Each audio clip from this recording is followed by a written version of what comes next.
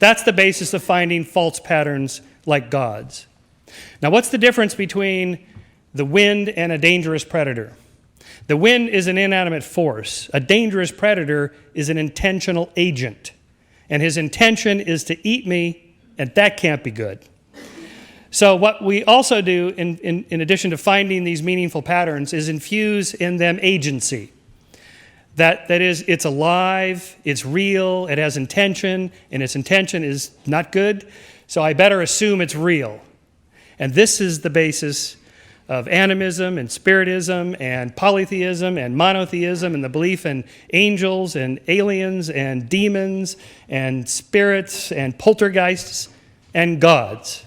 Gods are invisible agents who run the world, who control things, who create these patterns, who are these patterns that we use to explain things. All cultures everywhere in the world have created God beliefs.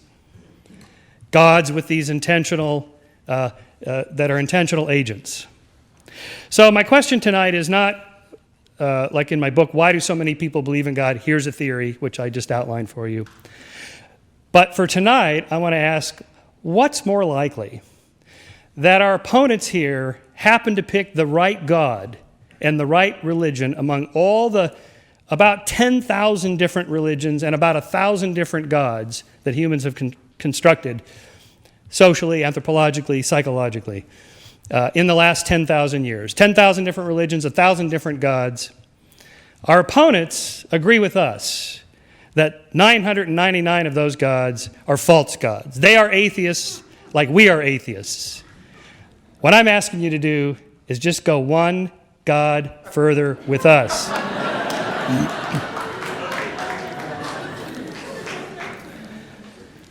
So here's what happened. About 5,000 to 7,000 years ago, these small bands of hunter-gatherers began to coalesce into chiefdoms and states. As long as the numbers are small, informal means of behavior control and moral enforcement operate quite well. As soon as the numbers are too large for these informal means, shunning, making people feel guilty, gossiping about them, making them feel embarrassed for their bad behavior, as soon as the populations are big, there's too much opportunity for free riding and for cheating the system and taking advantage of it and getting away with it. So two institutions evolved. Government, to set up a set of rules and everybody gets a copy, and religion, in case you think you got away with it, you didn't, because there's an eye in the sky that knows all and sees all and keeps track of this. So this is the second part of how humans construct religions and gods, because we need it for moral enforcement. It just so happens, by contingency and chance, religion and government was the first on the scene. Now, what's happened in the last several centuries since the Enlightenment, in addition to the trajectory that Professor Krauss outlined for you, science displacing religion as the primary means of explaining how the world works, something else has also happened. We've slowly but ineluctably replaced religion as the primary source of our morals and came up with the clever idea that you actually have to have a reason why you have certain moral principles, and we're going to write certain laws. You actually have to give evidence for why you think this is a good law or a bad law or a good moral principle or a bad moral principle. And that has been the trajectory of the Enlightenment since about 200 years ago.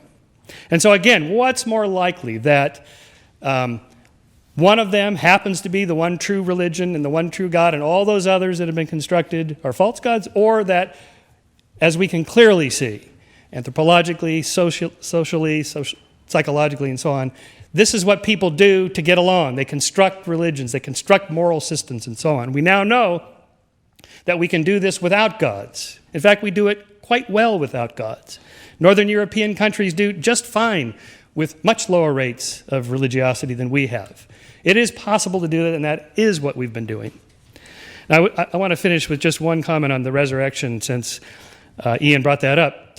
Let me just, leaving aside the scientific evidence for this, just think about what it is that is being said here. God, they are monotheists. They believe that there's just one God, and that Jesus is God manifest on earth, and he is your Savior, and you accept him for redeeming us for sins we never committed. Somebody else in the past committed them.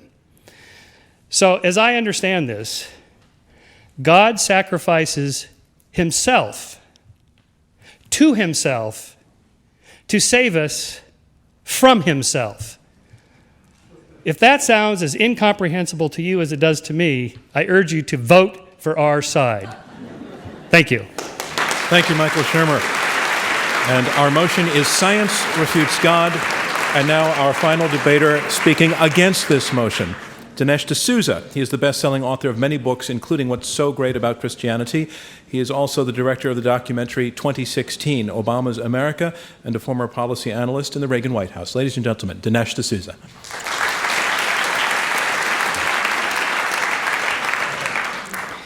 Thank you very much. How would one go about refuting the idea, establishing the idea that science refutes God? First of all, you'd have to show that belief in God was, if not impossible, unreasonable. And therefore, you'd have to show that all the people in the world who believe in God are also being unreasonable. And that science has established this not at some point in the future, but has established it already. Science has refuted God right now.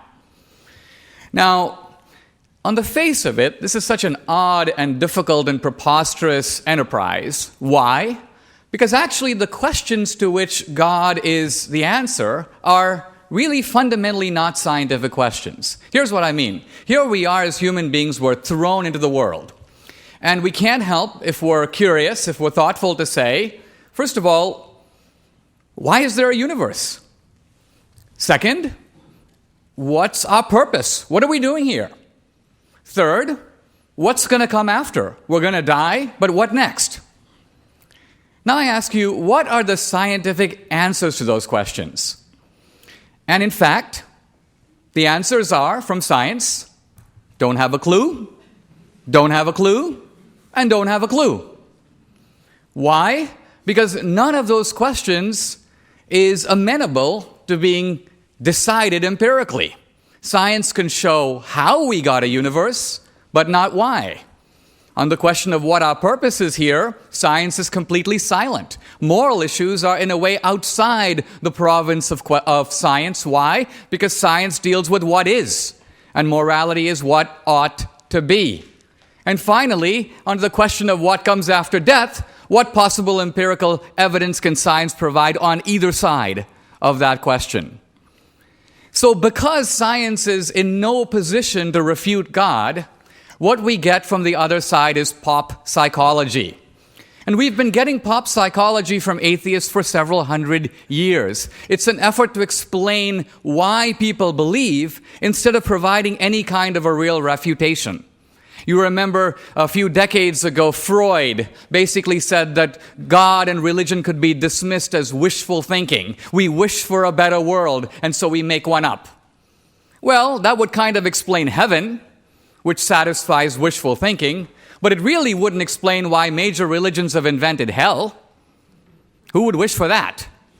Hell is a lot worse than diabetes or the suffering we have in this life.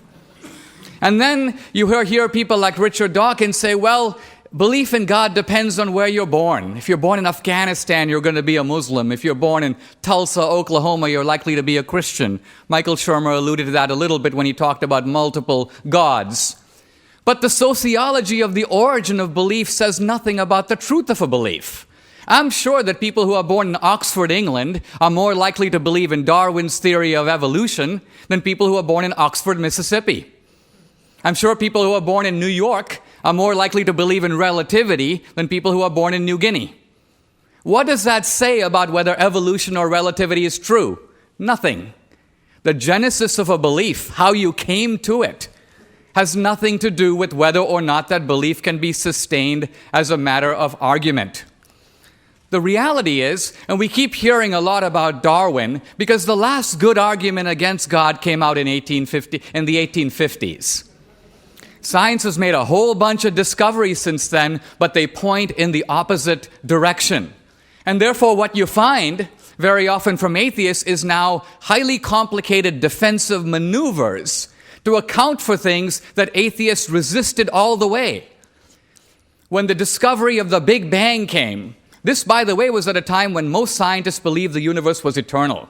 The steady-state universe was the prevailing doctrine of American and Western science. So it came as a shock that the universe had a beginning. Why? Because in a way, it wasn't just that matter had a beginning, but space and time also had a beginning. In other words, this was something that the ancient Hebrews had said thousands of years ago, and without conducting a single scientific experiment. By the way, this is not the same as other cosmologies. Other ancient cosmologies posited the universe being fashioned by a kind of carpenter god who made it out of some pre-existing stuff. But the ancient Hebrews said, no, first there was nothing, and then there was a universe. By the way, that's almost identical to what Lawrence Krauss said. First there was nothing, no particles, no energy, no laws, and then there was a universe. Completely consistent with what Christians believe. And exactly said by the ancient Hebrews thousands of years ago without doing a single experiment, but solely on the basis of God told us. And the astounding fact is that 2,000 years later, modern science, after climbing round and round the mountain, has arrived at the top only to find a bunch of theologians who have been sitting there for centuries.